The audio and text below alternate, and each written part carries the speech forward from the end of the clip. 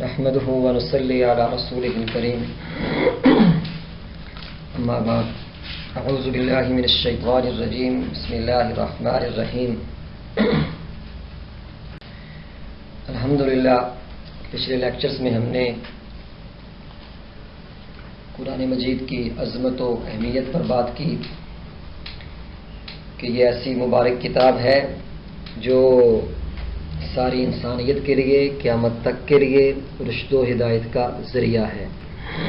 ہر انسان کے لیے ہر معاملے میں اس میں گائیڈ لائنز موجود ہیں. لفظ القرآن سے کیا مراد ہے؟ یعنی پڑھی جانے والی کتاب جو آپ صلی اللہ علیہ وسلم پر اللہ کی طرف سے نازل ہوئی.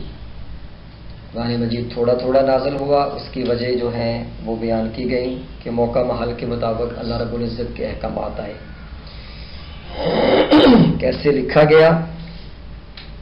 یعنی کتابت کی گئی، اس میں صحابہ اکرام رضوان اللہ علیہ مجمعین کے نام بتائے گئے کہ کون سے صحابہ نے کو اللہ نے سعادت بخشی، اور پھر مرحلہ وار کیسے قرآن مجید جمع کیا گیا اور اس کی کتابت کی گئی.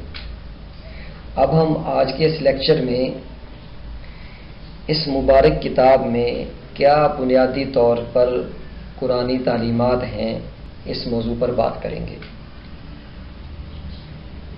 جیسا کہ ہمیں معلوم ہے کہ ہمارا دین اس کی مثال ایسے ہے جیسے پھولوں کا گلدستہ. جیسے گلدستے میں بے شمار طرح کے پھول ہوتے ہیں، جیسے چنبیلی کا پھول ہے، گلاب کا پھول ہے، یاسمین کا پھول ہے، ایسے ہی ہمارے دین میں، ہمارے قرآن میں عقائد ہیں، عبادات ہیں، معاملات ہیں، معاشرت ہے. جیسے ایک گلدستہ ایک روشنی پہنچاتا ہے، ایک خوشبو دیتا ہے، ایسے ہی ہمارا دین اس کا ہر شعبہ ہماری زندگی کے ہر شعبے کو پانی پہنچاتا ہے، زندگی کے ہر شعبے کو تر و تازہ رکھتا ہے، اس کے لیے گائیڈ لائنس ہمیں دیتا ہے. تو بنیادی طور پر ہماری 24 گھنٹے کی زندگی میں یہ 4 قسم کی قرآنی تعلیمات ہمیں ہر موقع پر ہمارے ساتھ ہیں، ہمیں صحیح زندگی گزارنے کا طریقہ بتاتی ہیں موقع محل کے مطابق، جس میں بنیادی طور پر عقائد ہیں، عبادات ہیں، معاملات ہیں، حسن معاشرت ہے. عقائد سے مراد ہم سمجھتے ہیں، عقائد سے مراد وہ پختہ یقین، وہ اندر کی پختہ چیز جو انسان کے عمل کو ٹھیک کر دیتی ہے یا خراب کر دیتی ہے. اگر انسان کا مثال کے طور پر اللہ کی ذات پر یقین نہیں ہے تو اس کا عمل خراب ہوگا، شرک کرے گا، اس کا عمل خراب ہوگا. جیسے کہا جاتا ہے جس کا ایمان ٹھیک اس کا عمل ٹھیک، اور جس کا عمل ٹھیک اس کے لیے اللہ کی طرف سے حالات بھی ٹھیک. جیسا عمل ویسے حالات، جیسا یقین ویسے خیالات، جیسے خیالات ویسے ارادے، جیسے ارادے ویسا عمل، اور جیسا عمل ویسے حالات. تو بنیادی طور پر عقیدہ توحید یعنی لا الہ الا اللہ، اللہ کی ذات ایک ہے. اللہ نے قرآن میں کہا وَإِلَٰهُكُمْ إِلَٰهٌ وَاحِدٌ اللہ لا الہ الا هو الحی القیوم لا الہ الا ہو. جگہ جگہ اللہ کی ذات نے اپنے ایک ہونے کا اقرار کروایا. ہم نے جو کلمہ پڑھا ہے لا الہ الا اللہ محمد رسول اللہ، اس میں بنیادی چیز یہی ہے کہ ایک اللہ کی ذات ہے. آمنت باللہ کما ہوا باسمائہ وصفاتہ وقبلت جمیع احکامہ اقرار باللسان وتصدیق بالقلب. ہم ایمان لائے ہیں اللہ کی ذات پر جیسا کہ وہ اپنے ناموں کے ساتھ ہے، جیسا کہ وہ اپنی صفات کے ساتھ ہے. دل سے، زبان سے اقرار اور دل سے تصدیق، دل سے تصدیق. تو اللہ کی ذات پر یقین، اللہ کے حکموں پر یقین، اللہ کی ذات پر یقین، یہ عقائد میں سے بنیادی چیز ہے. کیونکہ عقائد انسان کے تمام اعمال و افعال اور حرکات کا محور ہے. عقائد ہی سے انسان کے اعمال سدھرتے ہیں اور عقائد ہی سے انسان کے اعمال بگڑتے ہیں. ہر انسان کے ذہن میں چند پختہ اور غیر متزلزل نظریات ہوتے ہیں جن پر اس کے عام خیالات کی عمارت کھڑی ہوتی ہے۔ انہی پختہ اور اصولی نظریات کو عقائد سے تعبیر کیا جاتا ہے۔ یہی وہ مرکزی نقطہ ہے جس سے انسانی عمل کا ہر خط نکلتا ہے اور اس کے دائرہ حیات کا ہر خط اسی نقطہ پر ختم ہوتا ہے۔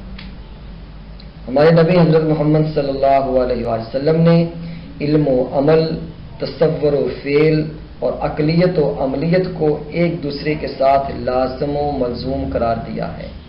چند سیدھے سادے اصول جو تمام ذہنی سچائیوں اور واقعی حقیقتوں کا جوہر اور خلاصہ ہیں، ان کا نام عقیدہ اور ان پر یقین کرنے کا نام ایمان ہے۔